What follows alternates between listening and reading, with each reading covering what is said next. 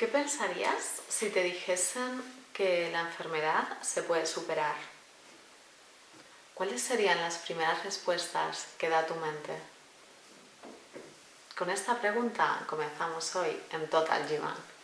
Bienvenidos y bien hallada. Mi respuesta a esta pregunta la tengo clara, es un sí. Es un sí rotundo, pero es un sí rotundo ahora. Hace unos años pues quizás no lo tuviese tan claro y dudaba.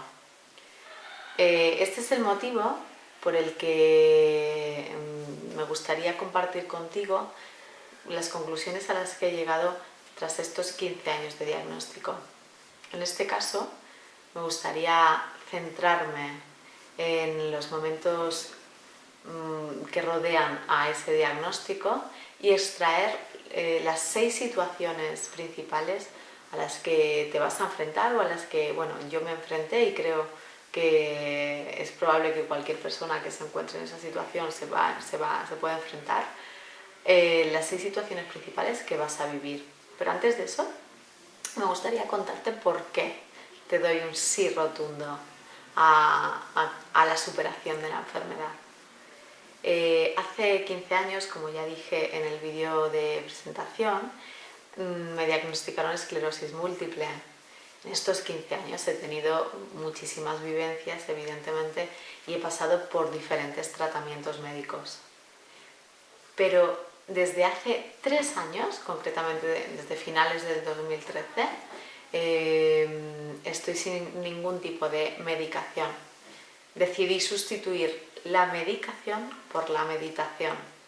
Y bueno, la verdad es que he obtenido y estoy obteniendo muy buenos resultados. Todo ello, por supuesto, bajo el conocimiento de mi neuróloga. Conoce la situación y bueno, pues como ella dice, por mí como si son almendras, si funciona, bienvenido sea.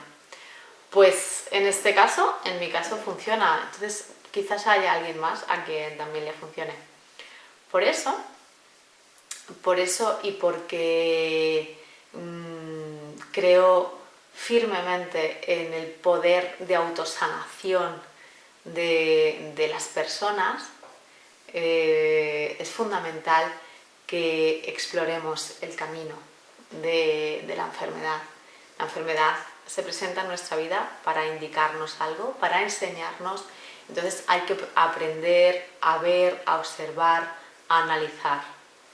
Superar la enfermedad no es que la enfermedad desaparezca y nos sitúe de nuevo en el lugar en el que estábamos antes de su aparición. Superar la enfermedad implica conocerla, estudiarla, aceptarla, superarla. ¿Y cómo la superamos? Pues aprendiendo de nosotros mismos a través de este camino, ¿no? La enfermedad nos enseña a conectar de nuevo con nosotros, quizás en un momento del camino nos perdimos y nos trae de nuevo de vuelta a casa, y ese es el camino que hay que recorrer, el camino de vuelta a casa, conectar con nosotros y saber qué es lo que nos quiere decir. Por eso, en el vídeo de hoy me gustaría, pues un poco mirar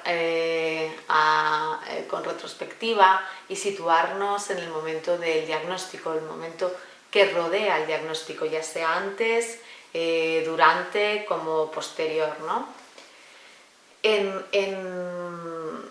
Pues en esos momentos, cuando antes de que te diagnostiquen empiezan a aparecer una serie de síntomas que creo que habría que valorar, que creo que habría que extraer su significado y ver qué nos quieren decir. No me quiero centrar en la esclerosis múltiple porque creo que todas las enfermedades pasan prácticamente por estas mismas etapas, son situaciones generales, incluso a veces sin ninguna enfermedad, en un momento difícil vamos a pasar por esto y también nos puede valer. Así es que bueno, si alguien quiere saber más en qué consiste la esclerosis múltiple, cuál es su sintomatología y demás, hay información de sobra que puede buscar.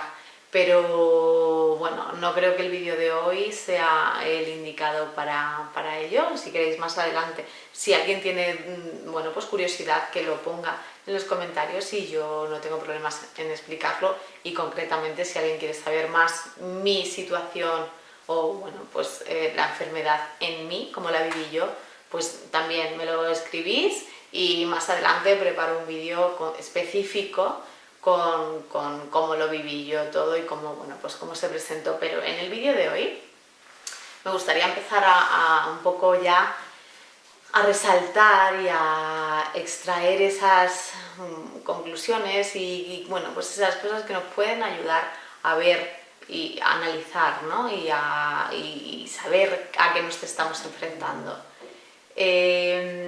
Como os digo, voy a extraer seis situaciones fundamentales a las que nos vamos a enfrentar. 2 antes, 2 durante, de periodo de pruebas y demás, y 2 posterior, cuando ya nos han dicho que hay una enfermedad. Creo que podemos destacar a modo de ayuda, a modo de oye, mira, nos está avisando, hay algo que está pasando, a modo de toque, de llamada de atención. Antes del diagnóstico normalmente suelen aparecer ya una serie de sintomatología no característica de la enfermedad, sino a nivel corporal, que bueno, pues que yo lo he metido en cambios físicos. Entonces, se pueden dar una serie de cambios físicos, cada persona es un mundo, entonces habría que ver qué es para ti un cambio físico. Si siempre se te cae mucho el pelo no sería nada significativo, pero si a ti no se te cae el pelo y de repente en un momento de tu vida se te empieza a caer, bueno, pues hay que prestarle atención. En mi caso se presentaron 2 cambios físicos que fueron, en primer lugar, un aumento de peso, o sea, de manera totalmente extraña, no se debía a ningún medicamento, no se debía a un cambio de alimentación, no, simplemente empecé a engordar porque sí, y no había manera de adelgazar. Estuve a dieta muchísimo tiempo y no adelgacé. Creo que adelgacé 200 gramos, o sea, imposible. Y otro de los cambios físicos que se presentó en mi cuerpo fue bueno, pues, un cambio en el intestino. Yo era una persona muy regular intestinalmente y a partir de una época, antes del diagnóstico, pues eso cambió y pasé a ser totalmente estreñida, que además es un síntoma característico de la esclerosis múltiple. Esos entrarían dentro de los cambios físicos que yo observé, que a mí me llamaron más la atención, pero a posteriori, evidentemente, en el momento, pues sí, te llama la atención, pero bueno, pues no tienes ni idea de por qué te está pasando. Luego ya, evidentemente, empecé a relacionar y atar cabos. Y otro de los cambios que se presentan, están los cambios físicos y, por supuesto, los cambios emocionales. Bueno, pues de repente te conviertes en un torbellino de emociones, con unos picos, una montaña rusa, unas subidas, unas bajadas. Estás triste, luego estás alegre, luego te pones a llorar, luego de repente te estás riendo, luego estás muy irascible, tienes unos cambios de humor muy radicales. Eso también te está diciendo algo, hay algo dentro de ti que no está funcionando y te está avisando de esa manera. ¿Vale? Tendríamos esos 2 que destaco antes del diagnóstico, que ya nos pueden ir dando pistas. Durante el diagnóstico, y a esto me refiero pues a durante todo ese periodo de pruebas, todavía no nos han confirmado que hay una enfermedad, bueno, pues transcurre un tiempo hasta que nos lo dicen, entonces nos estamos haciendo pruebas de todo tipo. Ahí, en ese momento, yo destaco dos situaciones. Una sería la impotencia. Impotencia de no saber, o sea, de no poder hacer absolutamente nada porque no sabes a qué te enfrentas, por lo tanto no puedes hacer nada al respecto, te sientes impotente porque además, entre otras cosas, quieres seguir el mismo estilo de vida y el mismo ritmo que llevabas antes y no puedes, porque tu cuerpo no te sigue. Eso autoimpuesto, pero luego también por parte del contexto te va a exigir que seas la misma persona que habías estado siendo hasta ese momento. Y sin embargo tú no vas a poder, tu cuerpo no va a seguir el ritmo que seguía antes. Para empezar, porque necesita otra cosa, necesita una estabilidad, un parón, por así decirlo, ¿no? Entonces, esa impotencia de quiero, mi mente me dice una cosa y sin embargo mi cuerpo me está gritando otra, no puedo. Por lo tanto, la impotencia se presenta y hay que lidiar con esa impotencia y es difícil. Otra de las cuestiones que se presenta o que yo destacaría en esta etapa, en el momento del diagnóstico, es la incertidumbre. Todavía no te han dicho que hay una enfermedad, ni qué enfermedad, ni si se están barajando varias. Entonces tienes incertidumbre de qué está pasando, incertidumbre de qué va a pasar, incertidumbre de ahora dónde me sitúo, sigo siendo la misma persona, sigo haciendo las mismas cosas o ahora soy una enferma, tengo que hacer cosas diferentes. Incertidumbre de no saber si tus proyectos, tus objetivos, lo que tú habías planificado, tus ilusiones, los vas a poder realizar o todo se acaba aquí. Incertidumbre de no saber si vas a poder superar eso o no vas a poder superarlo. Incertidumbre también en el momento de tu vida que te pille. En mi caso me pilló recién acabada la carrera. Incertidumbre de conseguiré un trabajo, no conseguiré trabajo.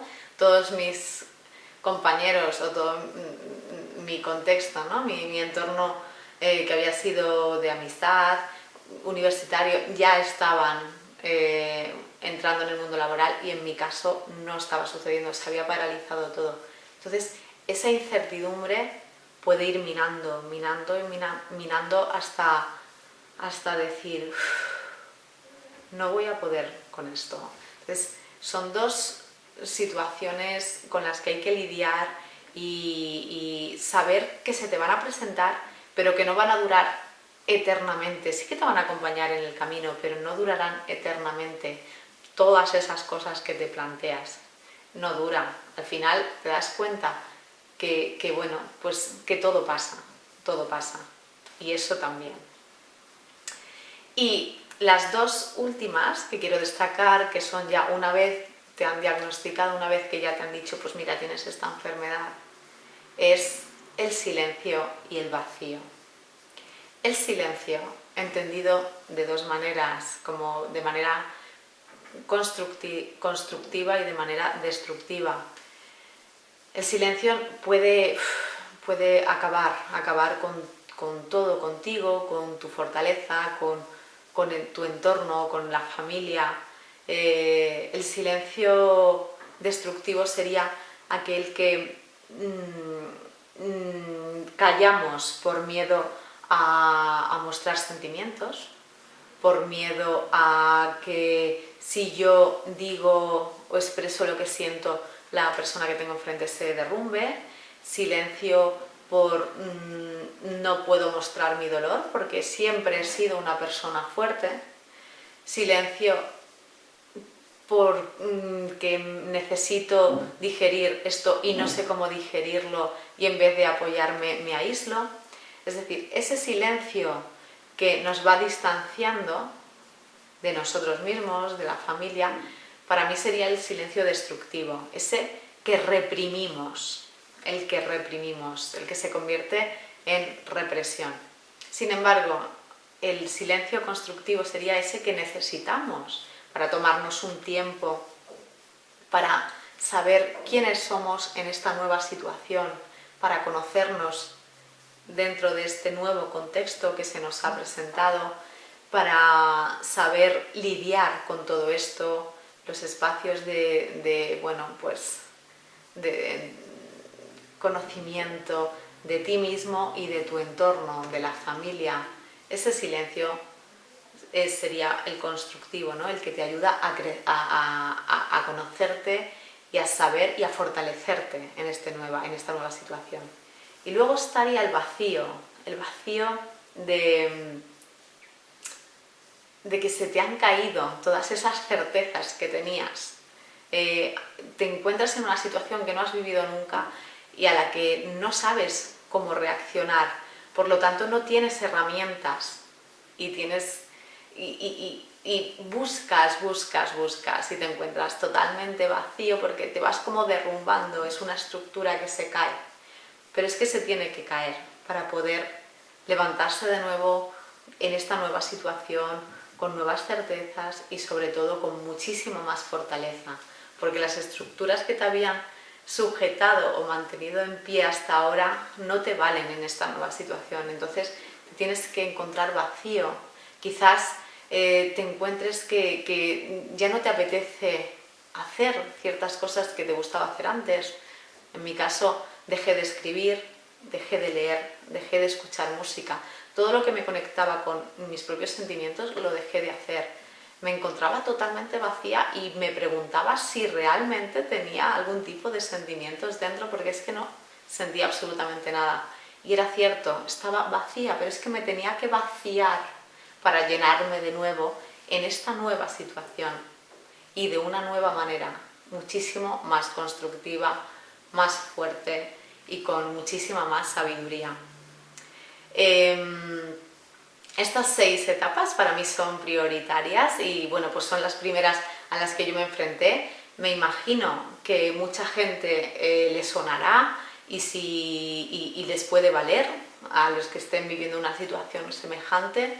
Si es así, espero que os haya ayudado, que si me encantaría que lo pusieseis abajo en los comentarios, me contaseis vuestras experiencias, vuestra opinión respecto al tema.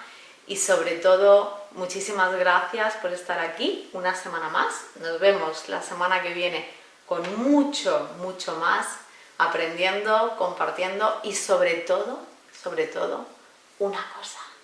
No te olvides de experimentar tu vida. Nos vemos. Hasta pronto.